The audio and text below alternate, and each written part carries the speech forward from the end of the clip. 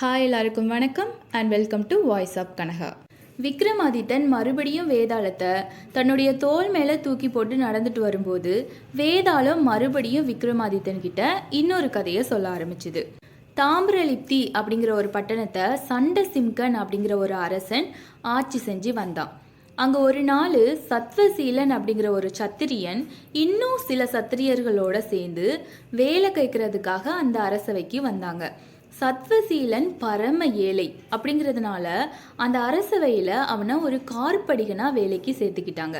கார்படிகன் அப்படிங்கிறவங்க செய்கிற வேலைக்கு ஊதியம் எதுவும் வாங்க மாட்டாங்க. அரசனா பார்த்து ஏதாவது பதவி உயர்வு கொடுத்தா அதை வாங்கிக்குவாங்க.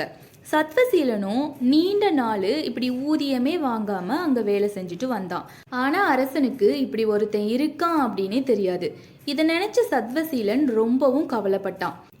நான் ஒரு அரச குலத்தில் பிறந்துட்டு ஏன் இப்படி பரம ஏழையாக இருக்கேன்? நான் எவ்வளவுதான் விசுவாசமாக வேலை பார்த்தாலும் அரசனுடைய கடைக்கண் பார்வை கூட என் மேலே படலை அப்படின்னு அதை நினச்சி ரொம்பவும் கவலைப்பட்டான். இப்படி இருக்கும்போது தான் சண்டசிம்க அரசன் ஒரு நாள் வேட்டையாடுறதுக்காக அவனுடைய சதுரங்க படையோட காட்டுக்கு போனான். சத்வசீலன் கார்படிகனும் கையில் ஒரு பெரம்பை ஏந்திக்கிட்டு அரசனுக்கு முன்னாடி ஓடினான். கொஞ்ச நேரம் வேட்டையாடினதுக்கு பிறகு அரசன் ஒரு காட்டு பன்றியை துரத்திக்கிட்டு வேற ஒரு காட்டுக்கு போயிட்டான். அங்க அரசனால அந்த காட்டு பன்றியை பிடிக்க முடியல. அது தப்பிச்சு ஓடிடுச்சு. அங்க அரசனுக்கு வந்த வழியும் தெரியல. அரசனோட வந்த படைகளும் அரசன் பின்னாடி வரல. அப்போ கார்படிகனான சத்வசீலன் மட்டும் கையில ஒரு பெரம்போட அரசன் பின்னாடி தாகத்தோடையும் பசியோடையும் ஓடி வந்ததை பார்த்த அரசன், உனக்கு வந்த வழி தெரியுமா அப்படின்னு கேட்டான். சத்வசீலனும், தெரியும் அரசே, ஆனால் இப்போ சூரியன் உச்சிக்கு வந்துடுச்சு, வெயிலும் கொளுத்துது, அதனால நம்ம கொஞ்ச நேரம் இங்கே இளைப்பாரிட்டு அப்புறமா போகலாம் அப்படின்னு சொன்னான். அதுக்கு அரசனும், சரி, அப்படின்னா இங்கே எங்கேயாவது தண்ணி கிடைக்குமான்னு பாரு அப்படின்னு சொன்னார். உடனே சத்வசீலனும் அங்கே பக்கத்தில் இருந்த மரத்தில் ஏறி எங்கேயாவது தண்ணி கிடைக்குமா சொல்லி சுற்றி முற்றி பார்த்தான். அங்கே பக்கத்தில் ஒரு ஆறு இருக்கிறத பார்த்தான். உடனே சத்வசீலனும் அரசனும் போய் தாகத்துக்கு தண்ணி குடித்தாங்க. கொஞ்ச நேரம் கழிச்சு அரசனுக்கு உயிர் போகிற அளவுக்கு பசி. சத்வசீலனுக்கும் அதே பசி தான். அப்போ சத்வசீலன் அவனுடைய துணியில முடிச்சு வச்சிருந்த 2 நெல்லிக்கனியை எடுத்து அரசன் கிட்ட கொடுத்தான். அதை பார்த்த அரசன், இந்த நெல்லிக்கனி உனக்கு எப்படி கிடைச்சிது அப்படின்னு கேட்டாரு. அதுக்கு சத்வசீலன், இதை தான் கடந்த 10 வருஷமா நான் சாப்பாடாவே சாப்பிட்டுட்டு வரேன் அப்படின்னு சொன்னான். இதை கேட்ட மன்னனுடைய மனசு ரொம்பவே கஷ்டப்பட்டது. அவனுக்கு ரொம்ப அவமானமாகவும் போயிடுச்சு. தன்னுடைய ஊழியர்களில் யார் ரொம்ப சௌகரியமாக இருக்கா, யார் ரொம்ப கஷ்டப்படுறாங்க அப்படின்னு தெரியாமல் நான் ஆட்சி பண்ணியிருக்கேன், அதை மந்திரிமார்களும் சொல்லாமல் இருந்திருக்காங்க அப்படின்னு மனசுக்குள்ளேயே நினச்சிக்கிட்டான். பிறகு கொஞ்ச நேரம் கழித்து குதிரையில் ஏறி சத்வசீலன் வழிகாட்ட 2 பேரும் அவங்க பட்டணத்துக்கு போயிட்டாங்க. அங்கே போன பிறகு மன்னன் சத்வசீலனுடைய விசுவாசத்தையும் அவனுடைய ஊழியத்தையும் பாராட்டி அவனுக்கு நிறைய செல்வங்களையும் நிறைய நாடுகளையும் பரிசாக வழங்கினாரு. அப்படி வழங்கியும் அரசனுக்கு அது திருப்திகரமாக இல்லை. அன்னையிலிருந்து சத்வசீலனும் அவனுடைய கார்படிகன் வேலையை விட்டுட்டு அந்த அரசவையில் ஒரு முக்கிய பிரமுகனாக மாறிட்டான். அன்னையில இருந்து எப்பவுமே சத்வசீலன் அரசன் கூட தான் இருப்பான். அதுக்கப்புறமா ஒரு நாள் அரசர் சத்வசீலனை கூப்பிட்டு தனக்காக இலங்கை அரசனுடைய மகளை மனம் செய்து தருவதற்காக பேசிட்டு வரும்படியா அனுப்பி வைத்தான். அவனும் தன்னுடைய குலதெய்வத்தை வணங்கிட்டு இன்னும் சில புரோகிதர்களோட கப்பல்ல ஏறி பயணம் பண்ணாங்க. அப்படி பாதி வழி போன பிறகு ஒரு பெரிய சூறாவளி ஒன்று ஏற்பட்டது. நடுக்கடல்ல இருந்து ஒரு கொடிமரம் ஒன்று வானத்துக்கும் அந்த கடலுக்கும் நேராக மேலே எழும்புச்சு. அந்த கொடிமரத்தை பார்த்தா அப்படியே தங்கத்தால் ஜொலிச்சுது. அப்புறமா கொஞ்ச நேரத்தில் ஒரு புயல் காற்று ஒன்று அடித்து ஒரு பெரிய கனமழை ஒன்று பெஞ்சுது. கொஞ்ச நேரத்தில் அந்த கொடிமரம் அந்த கடலுக்குள்ளே மூழ்க ஆரம்பிச்சிடுச்சு. அந்த கொடிமரத்தோடு சேர்ந்து அந்த கப்பலும் கடலுக்கு அடியில் மூழ்க ஆரம்பிச்சுது. அந்த கப்பலில் இருந்த புரோகிதர்கள் ஐயோ அம்மா அப்படின்னு கூச்சல் போட்டாங்க. அதை பார்த்த சத்வசீலன் ஒரு கத்தியை எடுத்துக்கிட்டு கடலு கீழே அப்படி என்னதான் இருக்கு அப்படின்னு பார்க்கறதுக்காக அந்த கப்பல்ல இருந்து கடலுக்குள்ள குதிச்சான். அந்த சூறாவளியில் அகப்பட்ட அந்த கப்பலும் அந்த கடலுக்குள்ளே மூழ்கி அதில் இருந்த புரோகிதர்களும் இறந்து போயிட்டாங்க. ஆனால் சத்வசீலன் மட்டும் அங்கே இருந்த ஒரு நீர் சுழலில் மாட்டிக்கிட்டான். அந்த நீர் சுழல் அவனை ஒரு மண் திட்டு பக்கத்தில் அரித்து கொண்டு போய் ஒரு மண் திட்டுக்கு மேலே சேர்த்துடுச்சு. கொஞ்ச நேரத்தில் கண்முழித்து பார்த்த அந்த சத்வசீலனும் அவன் ஒரு அமானுஷ்யமான தீவில் இருக்கிறத பார்த்தான். அந்த அமானுஷ்யமான தீவில் நிறைய மாட மாளிகைகள் இருந்துச்சு. அந்த மாட மாளிகைகள் எல்லாம் பொன்னாலையும் வைரத்தாலையும் செய்யப்பட்டிருந்தது. அங்கே இமயமலை உயரத்துக்கு துர்க்கையம்மனுக்கு ஒரு கோயில் ஒன்று இருந்தது. சத்வசீலனும் அந்த கோயிலுக்குள்ளே போய் துர்க்கையம்மனை வணங்கிட்டு அந்த கோயிலில் ஒரு பக்கத்தில் உட்கார்ந்துருந்தான். கொஞ்ச நேரத்தில் அங்கே இருந்த மாளிகையினுடைய கதவை திறந்துட்டு ஒரு பெண் ஒருத்தி வெளியில் வந்தா.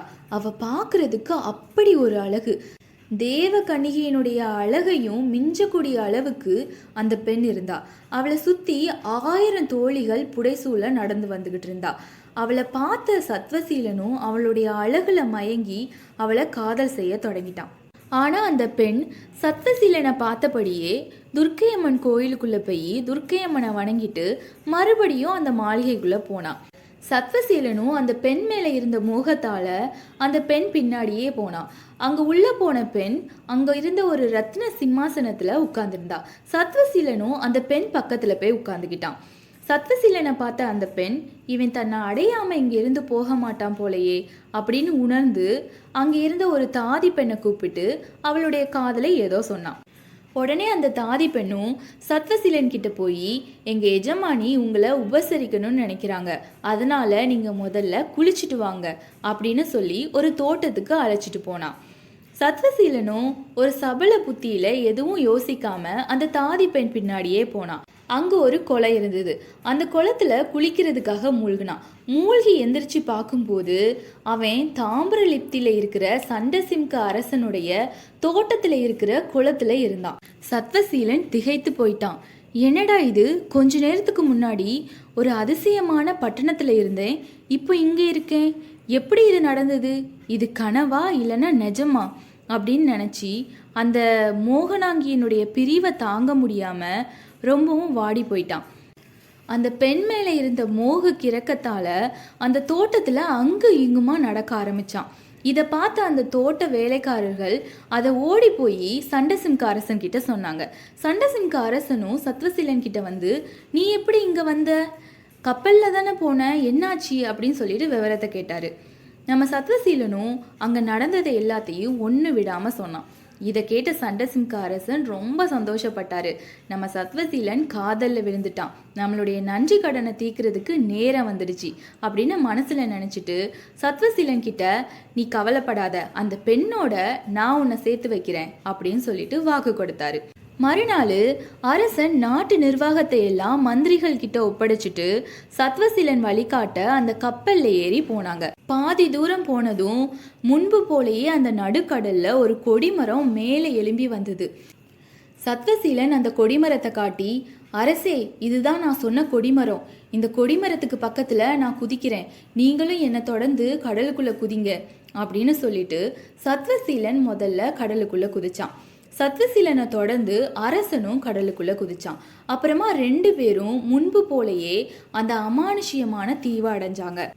அந்த தீவுக்கு போனதும் அரசன் அங்கே இருக்கிற துர்க்கையம்மன் கோயிலை பார்த்து சந்தோஷப்பட்டு அந்த கோயிலுக்குள்ளே போய் அங்கே இருக்கிற துர்க்கையம்மனை வணங்கிட்டு 2 பேருமா அந்த கோயிலில் ஒரு ஓரத்தில் உட்கார்ந்துருந்தாங்க. முன்பு போலேயே அந்த மோகனாங்கியான கன்னிகை அந்த அரண்மனை வாசலை திறந்துட்டு வெளியில் வந்தா.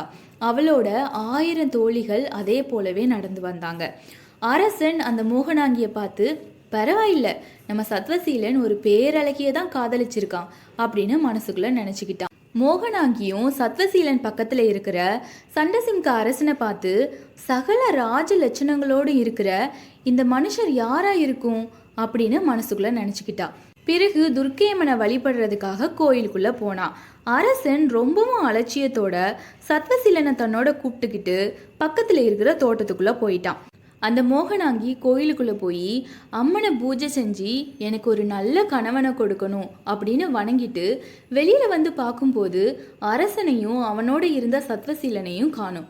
உடனே ஒரு தாதி பெண்ணை கூப்பிட்டு இங்க சகல ராஜ லட்சணங்களோடு இருந்த அந்த ராஜ கம்பீரர் எங்க இருந்தாலும் கூப்பிட்டு வரும்படி அனுப்பி வச்சா. அதை தாதி பெண்ணும் தோட்டத்துக்கு போய் அரசன்கிட்ட எங்களுடைய எஜமானி உங்களுக்கு விருந்தளிக்க விரும்புறதா அழைத்து வர சொன்னாங்க அப்படின்னு சொல்றா. அதை கேட்ட அரசனும் ரொம்ப அலட்சியமா இந்த தோட்டமே ஒரு விருந்தா தானே இருக்கு, இன்னும் வேற என்ன உபச்சாரம் வேண்டி இருக்கு அப்படின்னு கேட்டான். இதை கேட்ட அந்த தாதி பெண்ணும் அவளுடைய எஜமானி கிட்ட போய் சொன்னான்.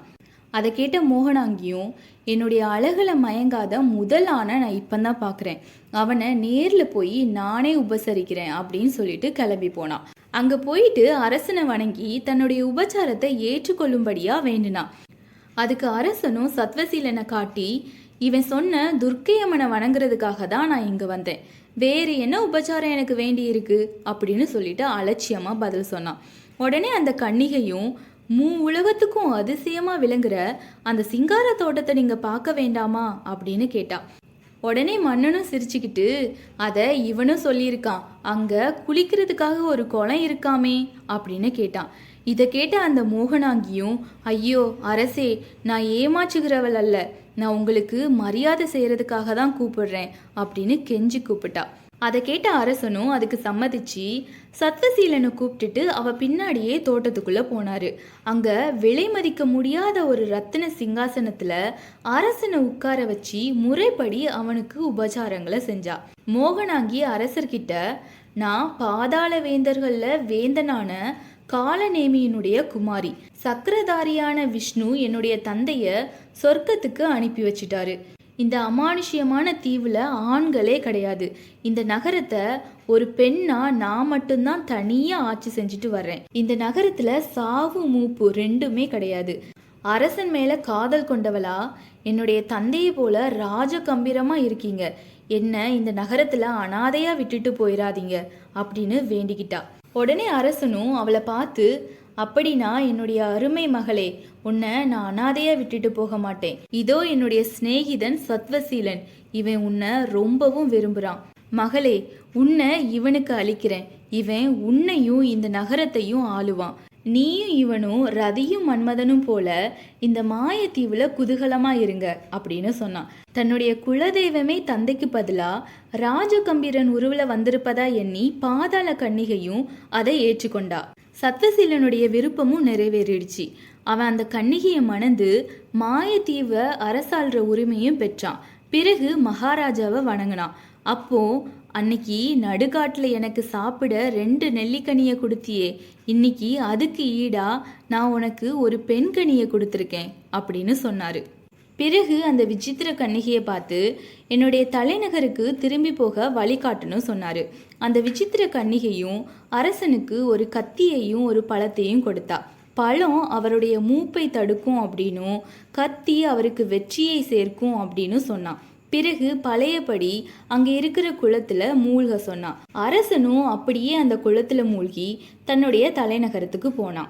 மாயத்தீவுல பாதாள கன்னிகையோட சத்வசீல நீண்ட காலத்துக்கு அரசாண்டு வந்தான். இந்த கதையை சொல்லி முடிச்ச வேதாளம் விக்ரமாதித்தன் கிட்ட சேவகனான சத்வசீலன், அவனுடைய மகாராஜன், இந்த 2 பேர்ல யாருடைய நன்றி விசேஷமானது அப்படின்னு கேட்டது. உடனே விக்ரமாதித்தனும் சேவகன் நன்றி செலுத்துவது அவனுடைய கடமை, ஆனா அரசனுக்கு அது கடமை இல்லை. ஆனா அரசன் தன்னை காதலித்த ஒரு பெண்ணை தன்னுடைய தோழனுக்காக விட்டு கொடுத்த நன்றி தான் இங்க விசேஷமானது அப்படின்னு சொன்னான். உடனே வேதாளம் பழையபடியும் முருங்கை மரத்துக்கே போயிடுச்சு. விக்ரமாதித்தன் மறுபடியும் மயானத்துக்கு போய் அங்க இருந்த முருங்கை மரத்துல இருந்து வேதாளத்தை பிடித்து தன்னுடைய தோள் மேல போட்டு நடந்துகிட்டு இருந்தான். அப்போ வேதாளம் விக்ரமாதித்தனை பார்த்து, அரசே, இந்த நேரத்துல இப்படி மயானத்துல அலைந்து திரிவது அரச பதவிக்கு அவ்வளவா நல்லதில்லை. இப்படி நட்ட நடு ராத்திரியில பூதங்கள் நிறைந்த இந்த இடத்துல பிணப்புகை சூழ்ந்து பார்க்கவே பயங்கரமா இல்லையா? அந்த யோகியை திருப்தி செய்வதற்காக நீ ஏன் இவ்வளவு கஷ்டப்படுற? சரி, உன்னுடைய வழிநடைய சுலபமாக்க நான் உனக்கு இன்னொரு கதையை சொல்றேன் அப்படின்னு இன்னொரு கதையை சொல்ல ஆரம்பிச்சுது. ஒரு காலத்துல உஜ்ஜயினி பட்டணத்தை வீரதேவன் அப்படிங்கிற மன்னன் ஆட்சி செஞ்சு வந்தான். அவனுக்கு பத்மாவதி அப்படிங்கிற மனைவி இருந்தா.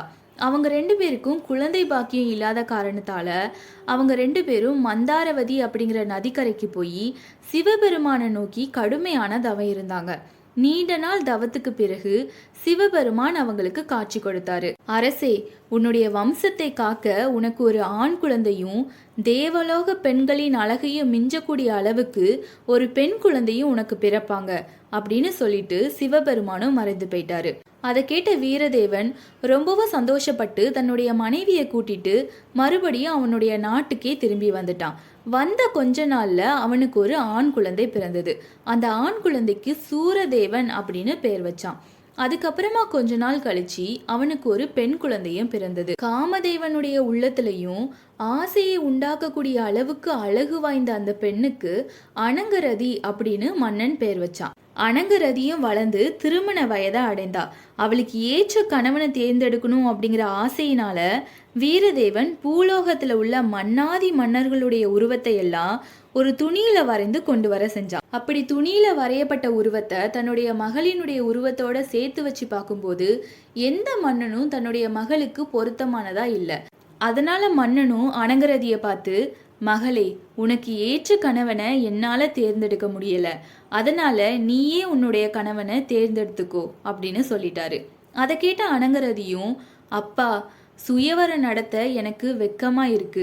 என்னுடைய கணவர் பார்க்கறதுக்கு அழகாகவும் ஏதாவது ஒரு வித்தையில சிறந்தவனாகவும் இருந்தா போதும், அதை தவிர உங்ககிட்ட நான் வேற எதையும் கேட்கலப்பா அப்படின்னு சொன்னான். அதை கேட்ட வீரதேவனும் பொண்ணு சொன்ன மாதிரியான வரன்களை தேட ஆரம்பிச்சாரு. இந்த செய்தியை கேட்டு தென் திசையில இருந்து 4 இளைஞர்கள் வட திசையில இருக்க மன்னர்கிட்ட வந்தாங்க. அவங்க 4 பேருமே அனங்கரதிய திருமணம் செய்து கொள்ற எண்ணத்தோட தான் வந்தாங்க. அவங்க 4 பேரும் சாமர்த்தியசாலிகள், ஒவ்வொருத்தரும் ஒவ்வொரு வித்தையில சிறந்தவங்க. அந்த 4 இளைஞர்களையும் அரசனும் மரியாதையோட வரவேற்றான். அவங்கள ஒவ்வொருத்தரும் அனங்கரதிக்கு எதிரில் மன்னர்கிட்ட அவங்களுடைய திறமையை பத்தி புகழ்ந்து சொல்ல ஆரம்பிச்சாங்க. அதுல முதலாவதா இருந்தவன் அரசனை நோக்கி, என்னுடைய பெயர் பஞ்சபுட்டிகன், நான் துணி நெய்வதில் மிகவும் வல்லவன். தினந்தோறும் 5 ஜதை துணிகளை நெய்வேன். அதுல ஒரு துணியை என்னுடைய குலதெய்வத்துக்கும், இன்னொரு துணியை அறநெறியாளனுக்கும், 3ஆவதா இருக்கிற துணியை என்னுடைய சொந்த உபயோகத்துக்கும் எடுத்துக்குவேன். இந்த பெண் என்னை மணந்துக்கிட்டா அந்த 4ஆவதா இருக்கிற துணியை இந்த பெண்ணுக்கும், 5ஆவதா இருக்கிற துணியை விற்று அதுல பொருள் வாங்குவேன். அதனால இந்த பெண்ணை எனக்கு திருமணம் செய்து கொடுங்க அப்படின்னு கேட்டான். அவன் சொல்லி முடிச்சதும் 2ஆவதா இருந்தவன், என்னுடைய பெயர் பாசாஞ்சன், நான் ஒரு வியாபாரி, எனக்கு பறவைகள் விலங்குகள் பாஷைகள் கூட நல்லா தெரியும், எந்த ஊருக்கு போனாலும் என்னால பிழைக்க முடியும், அதனால ராஜகுமாரியை எனக்கு திருமணம் செய்து கொடுங்க அப்படின்னு கேட்டான். 3ஆவதா இருந்தவன், என்னுடைய பெயர் கட்கதரன், நான் ஒரு போர் வீரன், வில்வித்தையில எனக்கு சரிசமமானவன் இந்த உலகத்திலேயே யாருமே கிடையாது, அதனால அந்த பெண்ணை எனக்கு திருமணம் செய்து கொடுங்க அப்படின்னு கேட்டான்.